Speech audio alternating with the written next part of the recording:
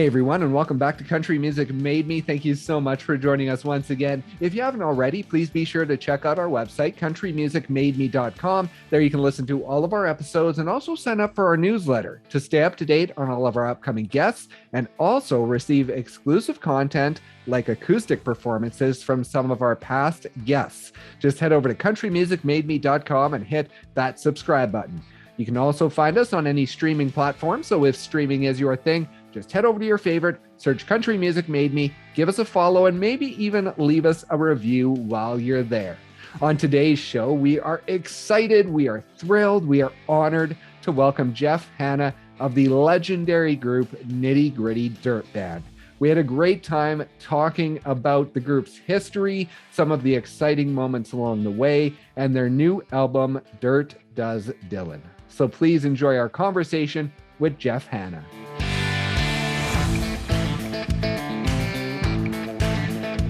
What is it like now, the touring and show experience for you? It's great. We were so, like everyone that's in the music biz, that long sort of imposed break that we had, that 18 months off was a drag, it happened for a very good reason, obviously, but we're so happy to be back out there playing in front of folks again. And the audiences have been just terrific. Was there ever a time within that break that you thought you might not come back as a band? Not really. Honestly, we've done, this is what we really put on the planet to do, we all believe, So, our only question was whether there would be, whether any of us would get a chance to get back out there.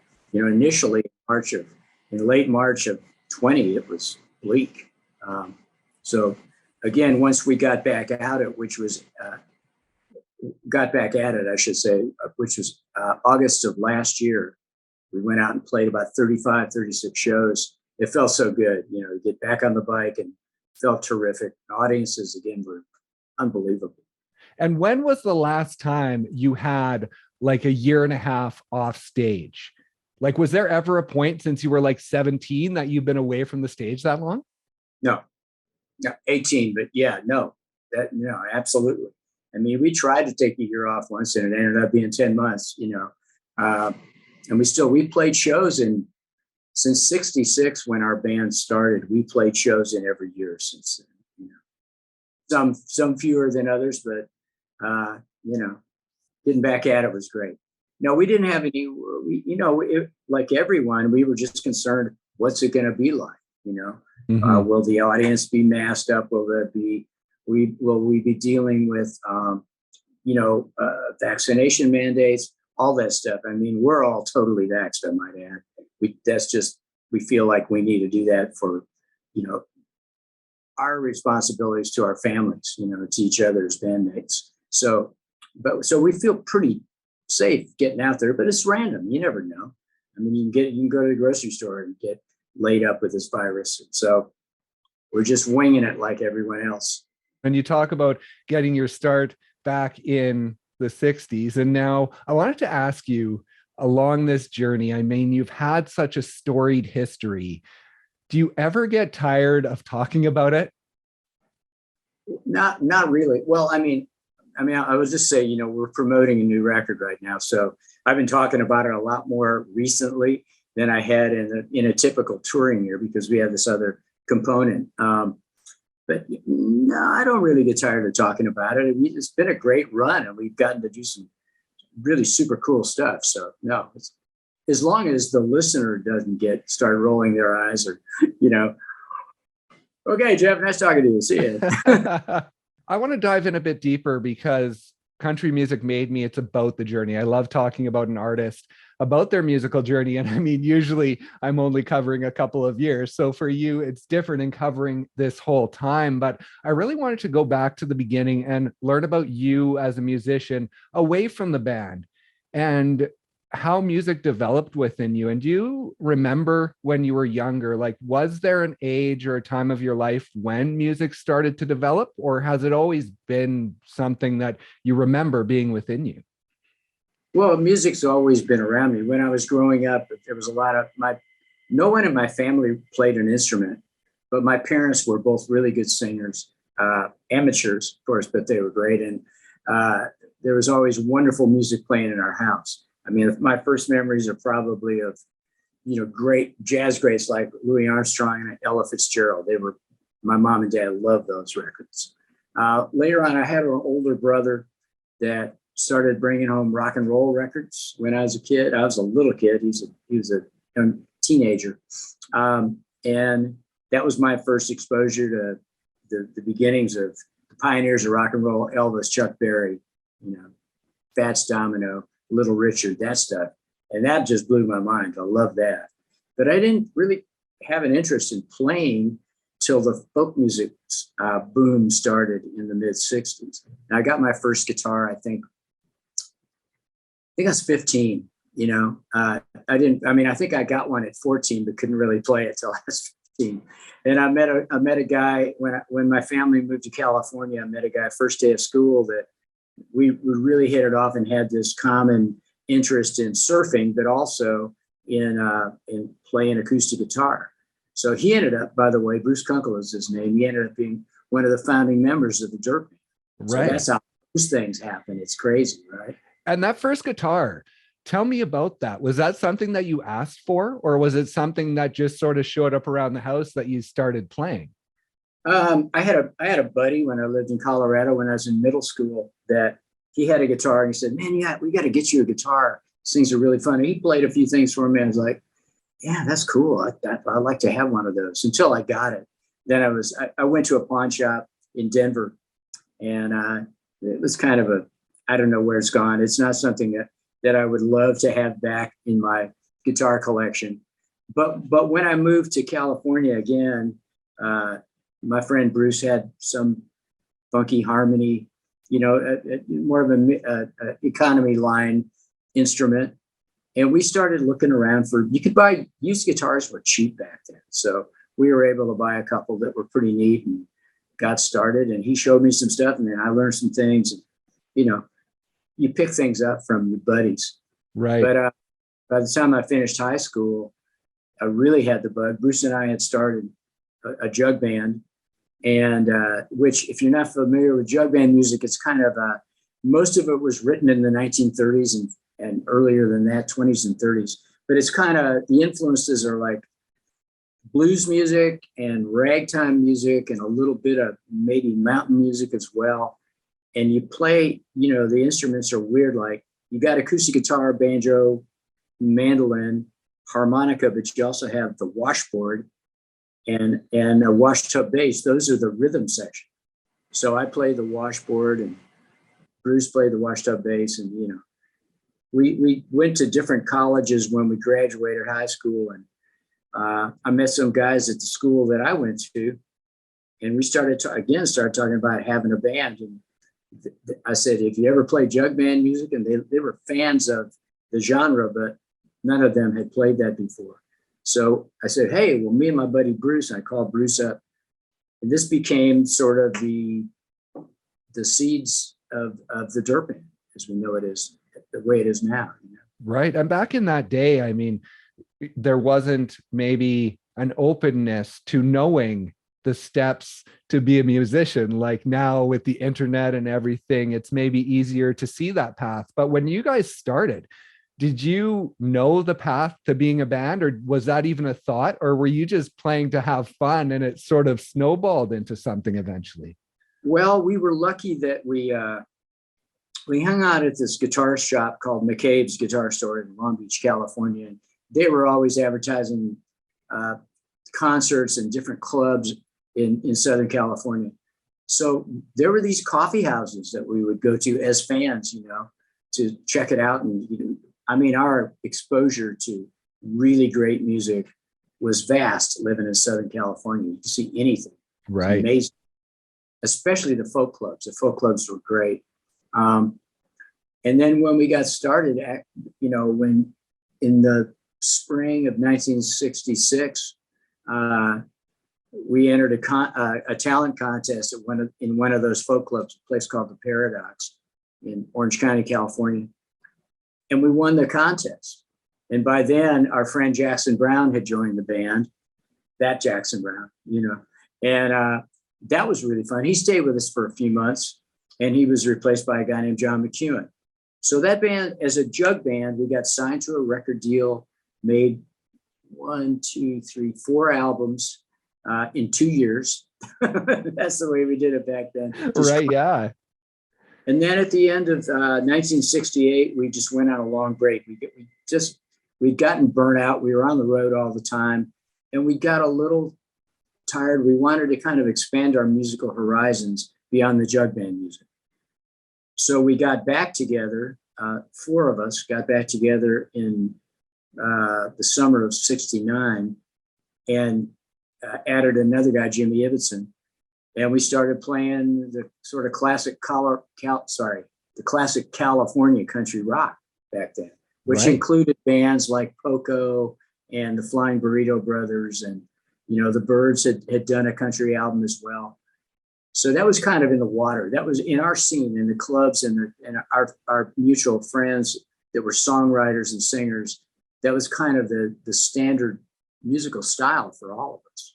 And during that break, did you have the intention of coming back together? Did you know what was going to happen during that break? No, we thought we were pretty sure we were breaking up, Actually, and I got a great job. I got to play with Linda Ronstadt. So that was incredible. One of the greatest singers, period, ever, I think. But she was one of the pioneers, one of the early founders of the whole California country rock thing as well. So no, but after about 5 months of playing with Linda, I ran into John McEwen, who'd been, we played together in the jug band, and we started talking about, let's give it another go. So what became a hiatus, as opposed to like, they're done and they're coming back. So when you came back, did you have a focus of what you wanted and that you wanted this to be a career? Did you know that this is what you wanted to be doing? Well, I don't think any of us really looked, more than a couple of years down the road. We're like, hey, we're playing in a band, seeing the world, having a blast, and getting paid to play music. It's pretty great. But never did we didn't have like a 5-year plan or a 10-year plan, much less a 20 or 30 or 40 year. It's just that life happens, it just got us down the road. We've been really lucky. There's so many great things that have come our way. I mean, we had this career in rock and roll, because back then in the early '70s, the country rock bands were playing with, bands like we toured with ZZ Top and, Aerosmith. A typical bill for us would just be a rock festival. Metal didn't exist yet. So it was more like what we would consider, classic rock now. Bands like the Marshall Tucker Band or the Allman Brothers as well. So that was kind of, and we did that for a long time. We were on the sort of the rock pop side of the dial on the radio. And then around 1983, I believe it was, we came to Nashville and started making records basically for country radio, just sort of change formats. Right. Because the country rock thing had kind of faded in terms of the mainstream in rock and roll.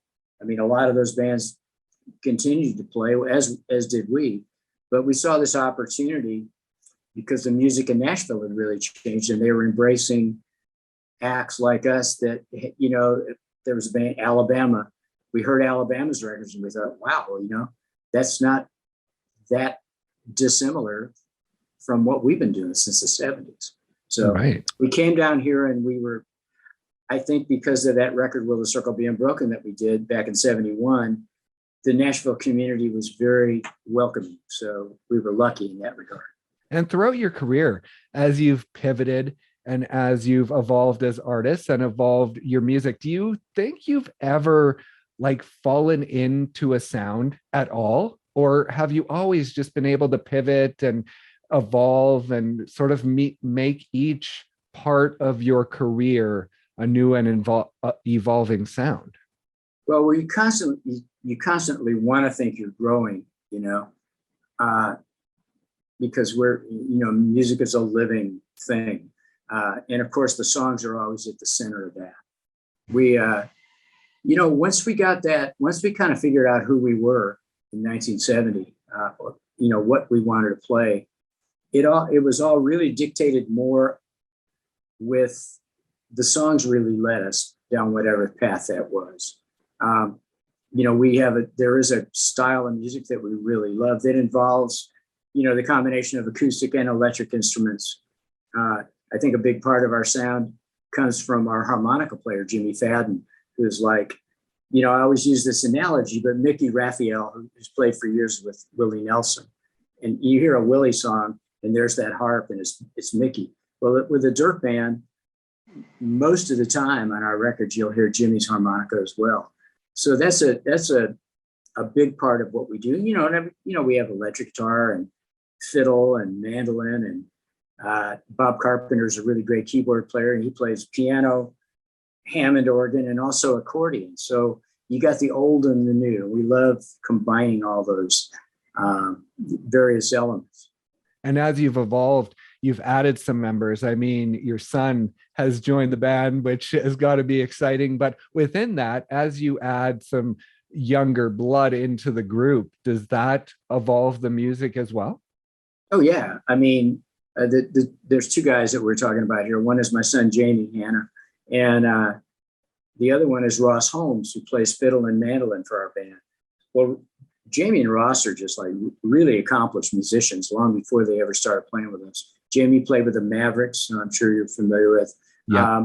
And Gary Allen Band, Gary Allen is a great country singer from Nashville. He spent a total of 15 years playing in those two bands. Ross, before the Dirt Band, played with Mumford and Sons and Bruce Hornsby, who's one of our favorite, a great musician and a really good friend of ours as well. So they brought that energy and that fresh, that vitality to what we were doing, which has been great. That energy, and then they both are really funny and great, fun guys to be around. So that's contagious. So all of a sudden, the whole vibe in the band lifted, not just musically, but on a personal level as well. Right. And so you mentioned all these names and touring with big acts back in the day. Now, I found it interesting that these days it's like, oh, you toured with these legends. But back in the day, they were just acts. They were some of the bigger acts, right? They weren't necessarily legends back then. So within your career, as you've been able to play with so many amazing people and become friends with so many amazing people, does it feel different? Like, does it feel like you're friends with these famous people, or because you've been around it so long, is it just normal? Like, is it just part of life that they're just someone else and you're almost a fan of them, being able to work with them and be around them? Well, it's a strange thing. When we started back to Southern California again, there was a club called the Troubadour, which is a legendary club in Hollywood, that the people that would be hanging out in the bar at the Troubadour on any given night would be folks like Don Henley and Glenn Frey, who were talking about starting this band, the Eagles, right? Right. Linda that's there, and Dan Fogelberg might sort of make his way through the bar. It was kind of a clubhouse for all of us, because we were all at this club sharing our music and rooting for each other.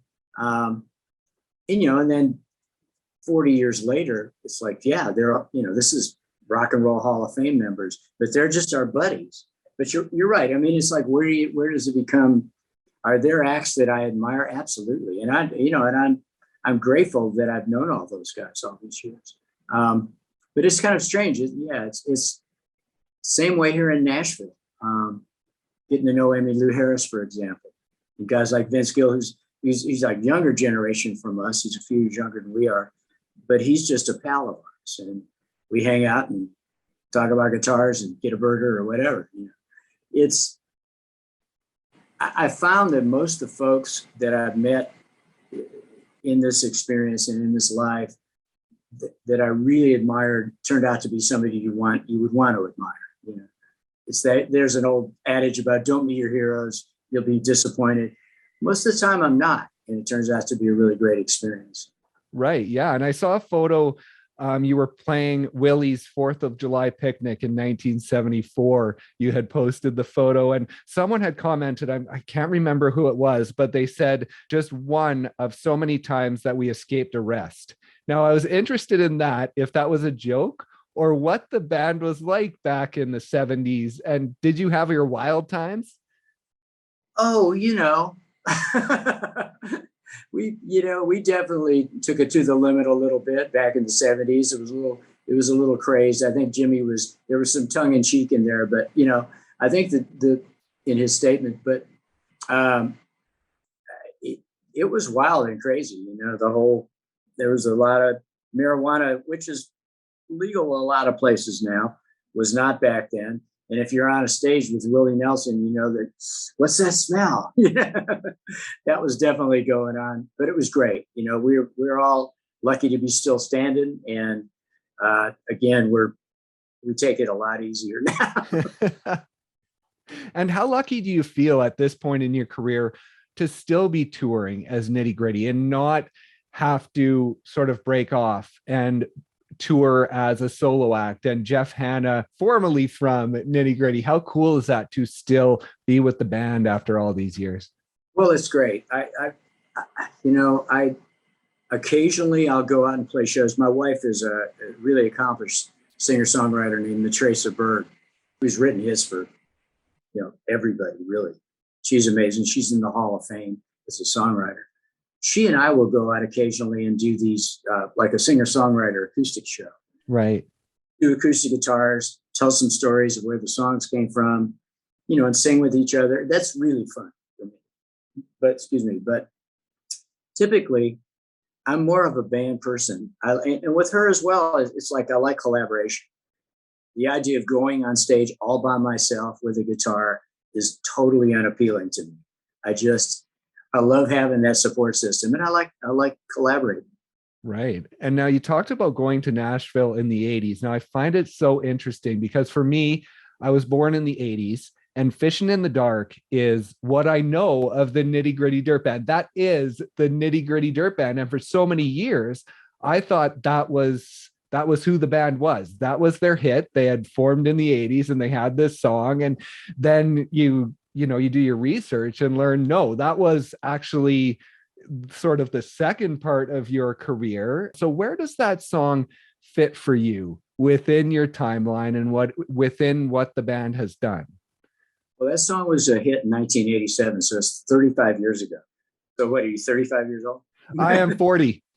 You got Yeah. a year little it came out. That was an interesting point in our career when the song came to us. Our friend Jim Photoglow, who, by the way, plays in our band now and has for the last 5 or 6 years. Jimmy wrote that tune. We've been friends for a long time. What I noticed was there was a real change in our fan base, not so much because of the type of music we were playing, but because in terms of the age, like little kids, teenagers, young adults started showing up at our shows that hadn't been there maybe a couple of years prior to that. I mean, we did have a really great run of success at radio starting in the early 80s and through the 90s, the country radio. And we had songs like Long Hard Road, Modern Day Romance, that were maybe a little more in the traditional side of country music. Then Fishin came along, and our buddy Josh Leo, who produced that record, made a great record out of it. It's got those big drums and this insistent bass line and big guitars, and it's the song's an anthem for Pete's sake. When we first heard that, I remember hearing that demo, just, oh my gosh, let's get a beer. That was the first thing I thought, seriously, because I don't often hear a song and think that's a hit.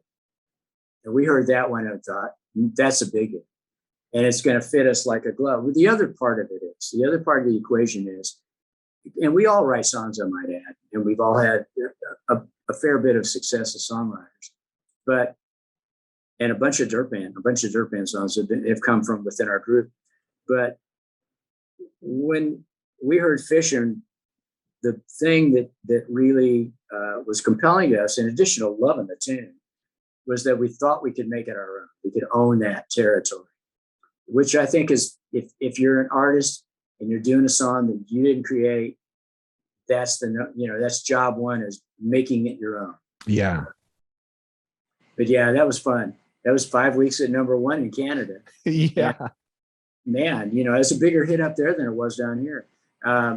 In the States, it did go to #1, but it didn't sit up there for a month and a half. So right. The crowd still love it. I mean, when you're talking about where does it fit in our career, early success was Mr. Bojangles in 1971. Yeah. And then we had a couple of big pop hits, Make a Little Magic and American Dream in 1980. Then we pivoted into the mainstream country world. And then 3 years into that, here comes Fishin' in the Dark. And that was a game changer, But what it did is what I love about that tune is that we didn't lose any fans over it. It wasn't like, oh, they've gone in whatever direction. They were like, that's cool. So all the folks that love Long Hard Road and Modern Day Romance still loved Fishin' in the Dark. So we've been, again, super fortunate for that. And now, so coming into your new music, you have the new album, Dirt Does Dylan. Now talk about how this kind of came about and when the idea came to do an album dedicated to Dylan.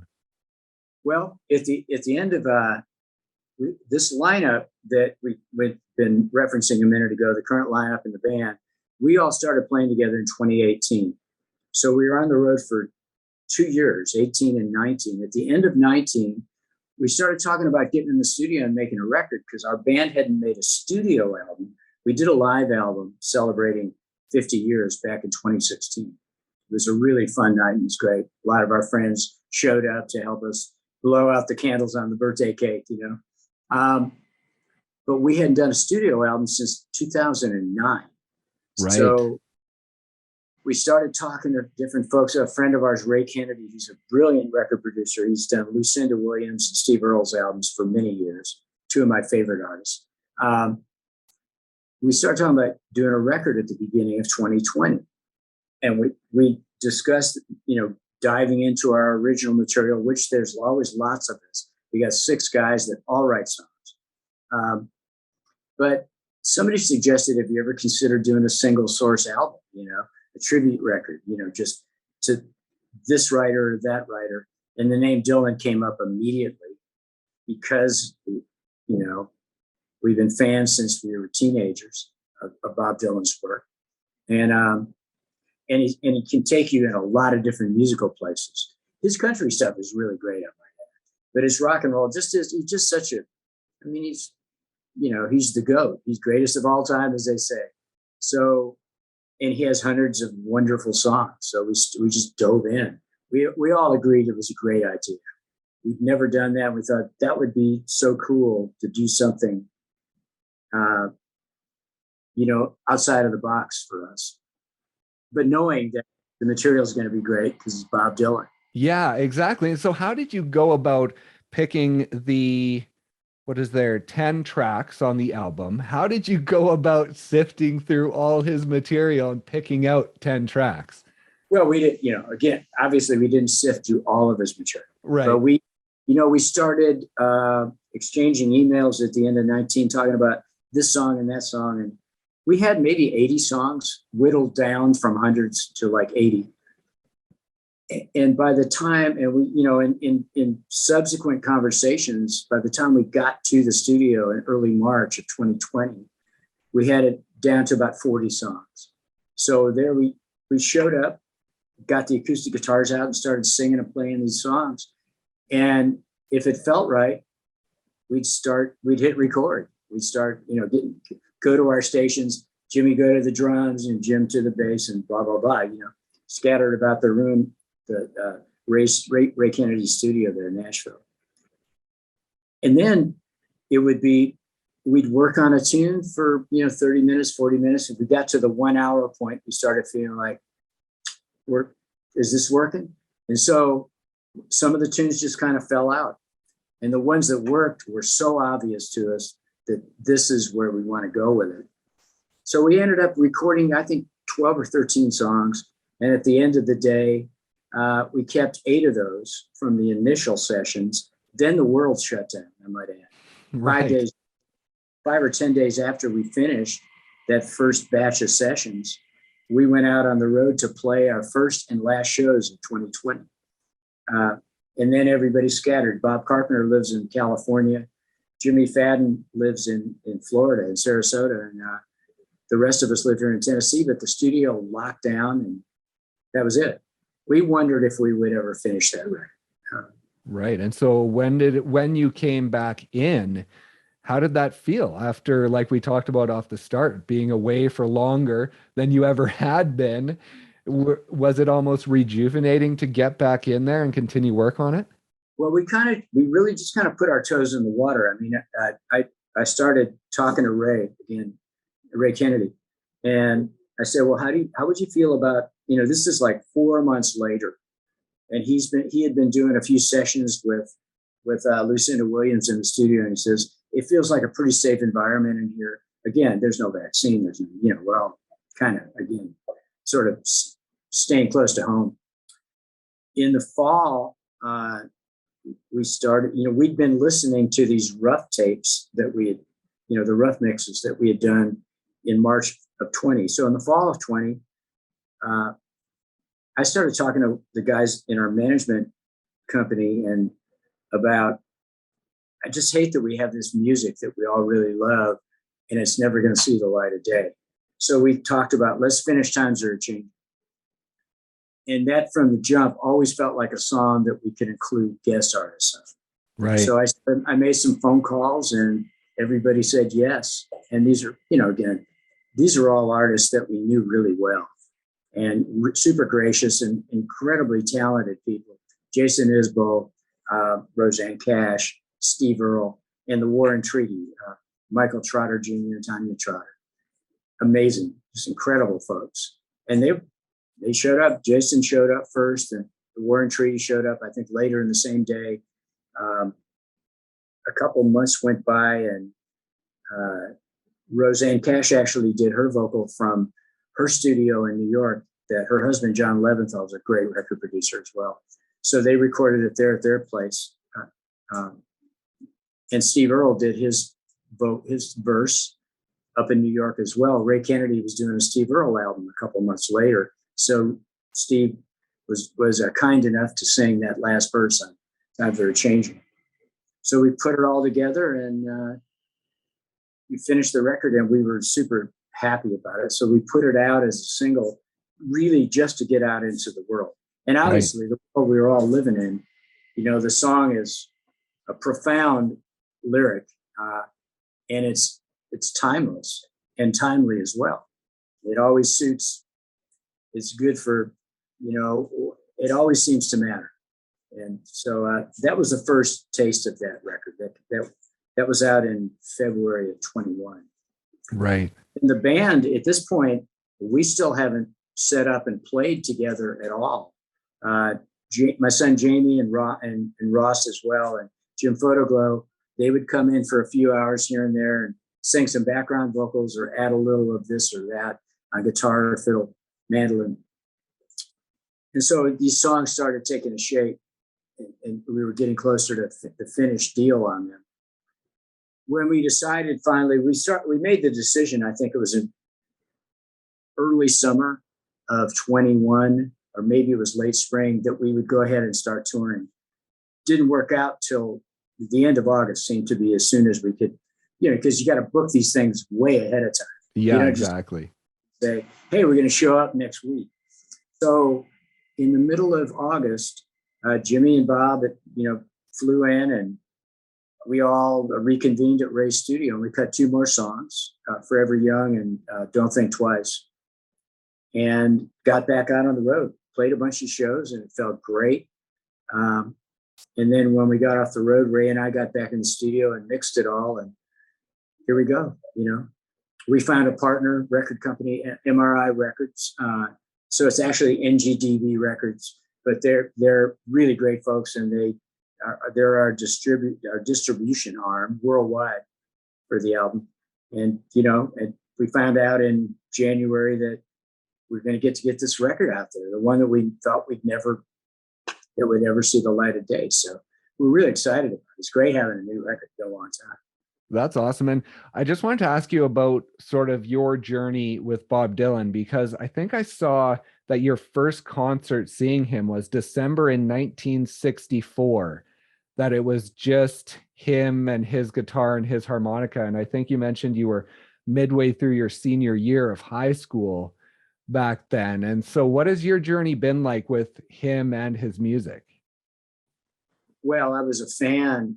I think I became a Bob Dylan fan with like maybe 15 or 16 when his first couple albums came out. And he played, it's really crazy to consider it. Excuse me. He played in this high school across town from where I grew up in Long Beach, Wilson High School in Long Beach, California. And so, my girlfriend and I and half a dozen of our buddies all went. The tickets were $4. All right. So we sat in that auditorium and he came out by himself, no band. He was still acoustic.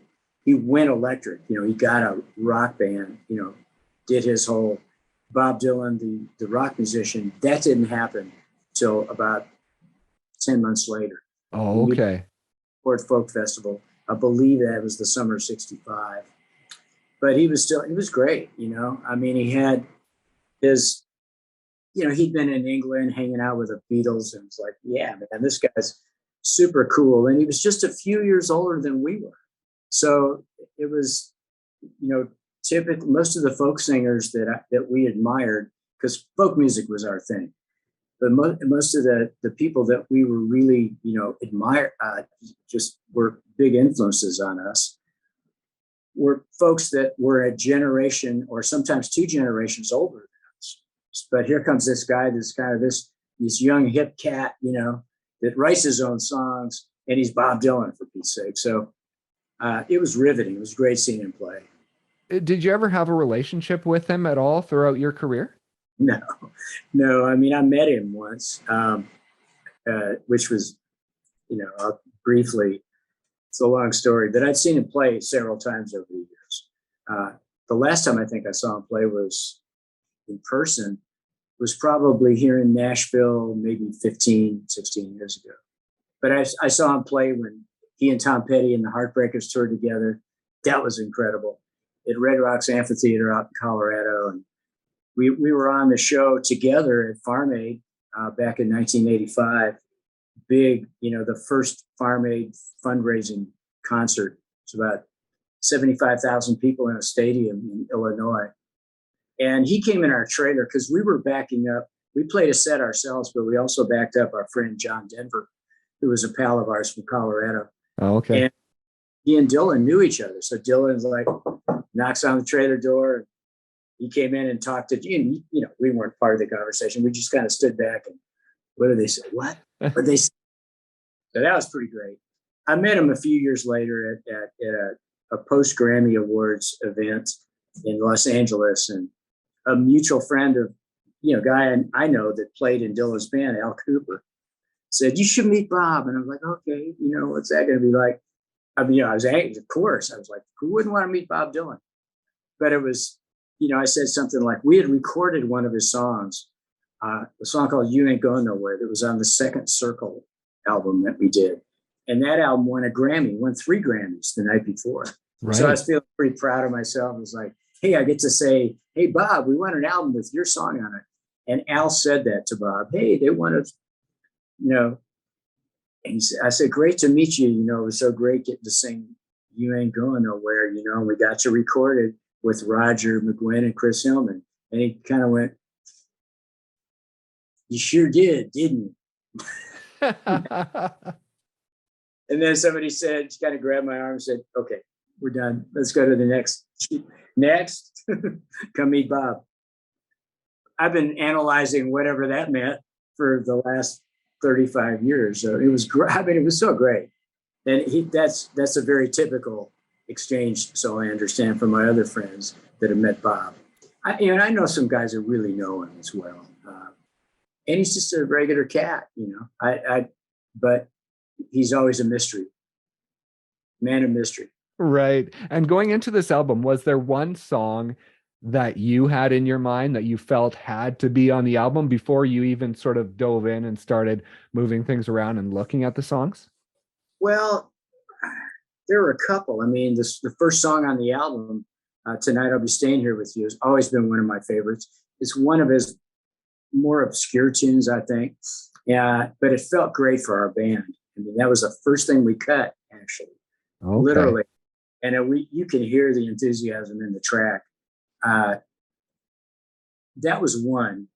We knew that we wanted to do I Shall Be Released because it really fit Bob Carpenter's voice. I knew that was going to be a really cool track. We'll talk more about that in a second, by the way.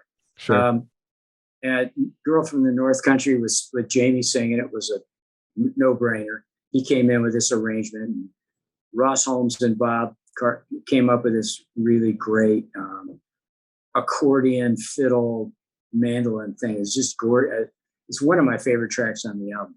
But I really wanted to do Don't Think Twice because that went all the way back to when I saw Dylan in high school. That was like, sort of a touchstone for me. And it felt like it felt right to be on the record. Right. But I should mention, when we talked about I Shall Be Released, our friends Lark and Poe came in and helped us with that. Right, yes. Lark and Poe, if you're not familiar with them, are a badass rock and roll band. I mean, the Lovell sisters, Megan and Rebecca, they've got this killer band, 4-piece, that just, I mean, they're rocking it. They're like AC/DC rocking, they're wonderful, amazing singers, really great musicians. And we got to know them. We got to know them. They were the support act for the band way back in 2010. And we were friends, and we've stayed in touch over the years. Just ran into them. We had just run into them the year before, a couple of years before now, because there's that year of nothing. In 2019, our friend Dirk Bentley has a festival called Seven Peaks, which is great. Lives in Colorado. And Lark and Poe were on the show. Actually, Warren Treaty were on the show as well. So we all kind of reconnected and we invariably, one of the things I love about my friends that make music, you always want to get together and hang out, have a drink or get a meal, whatever. But it always comes up about like, let's write a song or let's get in the studio and cut something. So, we talked about all that stuff. When we finished the track and with Bob's vocal, because again, Bob's out in LA, he's not going anywhere in 2020. At the beginning of 21, I reached out to them and sent them a tape of the basic track of I Shall Be Released. I said, we'd love to have you guys on the record. And they hit us right back and said, that would be great. We'd be honored. So pretty neat, So they came in the studio, Rebecca and Megan, just me and Ray in the studio. And they sang the second verse together, and it was just beautiful. And they sang all the harmonies on the record with Bob as well. And then Megan, who's a really amazing lap steel guitar player. For those that aren't familiar with it, it's basically slide guitar, Yeah. And he came in and just killed it. We split the solo in the middle and we traded riffs going out in the outro of the song. It was they were there for like 2 or 3 hours. And I mean, they're super pros, so great.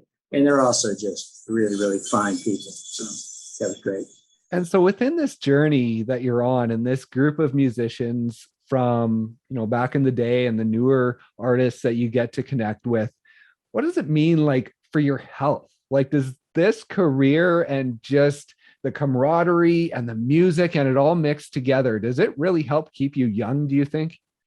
Well, I don't know about keeping me young, but feeling young anyway. Oh yeah. Oh yeah, totally. I mean, it's like there's all these cliches, but really music is our lifeblood. It does keep us. It's definitely one of the major reasons to get out of the bed every day. And being able to get out on the road and play in front of people. As much as we love making records, and we really, really do. We love the process. We love writing. We love recording. Those are always kind of a means to an end. Having a record is like, great, more new songs for the show. Because the bottom line is just going way back to when we were winning a talent contest in a little folk club in California. That's what we love to do. We want to get out in front of people and play for them. And it's a communal experience, you know. I mean, that energy we get back from, you talk about Fishin In the Dark, you know, hearing hundreds or thousands of people singing these words back to us, to our song, is like, wow, that's incredible and such a great feeling. And we draw on that energy. If we've been on the road for a while, and you know, it's taxing. It's not an easy gig. It's not glamorous, but again, we're super grateful to be able to do it. But eventually it catches up with you. You get tired. And one of the guys might get sick or whatever. The food's not great. You don't get enough sleep. But you get out on that stage and these people have, you know, shown up to see you play. That energy is like, boom, right from the jump. You forget about the fact that you were grumpy an hour ago. No longer grumpy. Right. And within I mean, it's so easy to talk about the highs of this career and the amazing things that have happened, but I wanted to ask you, just being in the industry so long, has there ever been a point where you almost don't feel relevant anymore, like at certain points in your career, and you kind of have to get over that feeling? Well, you know, I think the closest to that, I don't think we tend to feel irrelevant. That's maybe not the word, because we've been so lucky. Again, as the pop career started fading, boom, here comes the country career. And then on the way out of the country career, here comes roots or Americana or whatever. Here comes this resurgence of that form of music, which all along we've been part of. You know, going back to the jug band stuff and Will the Circle Be Unbroken and the country rock music, that all fits under this umbrella of Americana as well. So we always felt like we've had a home, which is great. As far as the relevance part, I guess that there's a point where you feel like, well, we paid our dues. We get a laminate. We get all access to the rest of this, you know. And I feel like, you know, a lot of gratitude. I don't mean to sound cocky about that, because we've been at this a long time. Yeah. And I've got lots of friends that have put in more miles than we have, honestly, that have not gotten the recognition. So it's not, the hard work and the talent are just part of it. The luck is a big part of it as well. And we've been really fortunate. You know, I look at guys like Willie Nelson. There's an example of, do you think Willie ever feels irrelevant? You know, I doubt it. So I think, again, back to making a record, having something fresh to play, that really, that is a great sort of transfusion for us. It gives us, it lifts us, you know, as musicians. We want something new. So I think it's a lot of it's just kind of up in your head, I think. Yeah, exactly. And one last thing I want to ask, just within this career, and you're not slowing down, you have a lot of tour dates on the calendar heading into later this year and into festival season. And so within the musical career, is it something that you ever see stepping away from, or as a musician, is it not something you can ever fully step away from? It's kind of a loaded question. I mean, you know, again, by the time November rolls around in any calendar year, and you've been doing it for several months, you're getting a little homesick, right? And you're kind of looking forward to maybe a break in the action. But as far as like hanging it up, we that conversation has rarely happened with us. You know, we've had a few guys come and go. Some of them, actually, a couple of them actually retired from the road. Okay. And I always honor that and totally understand it. Because if you're not having a good time out here, if you just feel like you've kind of reached your limit with, you know, the life of a touring musician, I totally get it.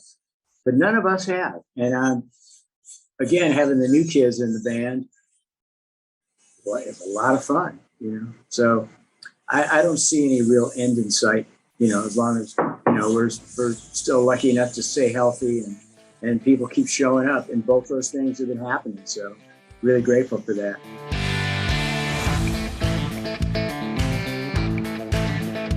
Thank you once again so much for listening, and thank you to Jeff for stopping by and sharing just some of the stories from his legendary career. Be sure to check out the Nitty Gritty Dirt Band's new album, Dirt Does Dylan, and check out their website for all of their tour dates this year. Please also be sure to check out our website, countrymusicmademe.com. There you can listen to all of our episodes and also sign up for our newsletter to stay up to date on all of our upcoming guests and receive exclusive content like acoustic performances from some of our past guests. Just head over to countrymusicmademe.com and hit that subscribe button. You can also find us on any streaming platform, so if streaming is your thing, just head over to your favorite, search Country Music Made Me, and give us a follow there as well, and maybe even leave us a review if you enjoyed today's episode. Thank you once again so much for listening, and we'll see you next time on Country Music Made Me.